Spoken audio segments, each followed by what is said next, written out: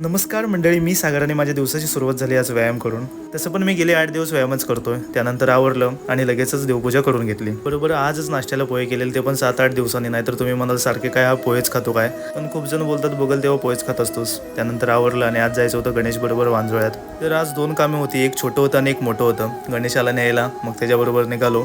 छोटं काम असं होतं की एका ठिकाणी जायचं होतं, पंखा जोडायचा होता आणि तो लावायचा पण होता. ते झाल्यावर आम्ही गेलो मोठ्या कामाला, म्हणजे आंबे पाडायला. जवळजवळ मी 7-8 दगडी मारल्या, पण एक आंबा पडला नाही. पण हे माझ्यासाठी तर मोठं काम होतं आणि गणेश तर जवळून दगड मारत होता, पण त्याच्याकडनं पण पडत नव्हता. आणि विषय असा की व्हिडिओ करतानाच आंबा पडत नव्हता. त्यातला पण एक चांगला पिकलेला आंबा मी घेतला आणि तुम्हाला दाखवण्यासाठी असा खात होतो. कोणी रायवळ आंबा खाल्लाय ते कमेंटमध्ये नक्की सांगा. त्यानंतर मग मी आलो घरी आणि आज जेवायला गेलेला कढी आणि भात. तुम्ही पण तेच म्हणत असाल काय सारखा कढी भात खातो, पण आजचं पोह्यासारखाच सीन आहे. मी 7 दिवस कढी भात खाल्ला नव्हता. दुपारनंतर कधी संध्याकाळ झाली नाही, आपल्या बुस्टरचा टाइम कधी झाला तुम्हाला समजलाच नाही. खूप दिवस तुम्ही मला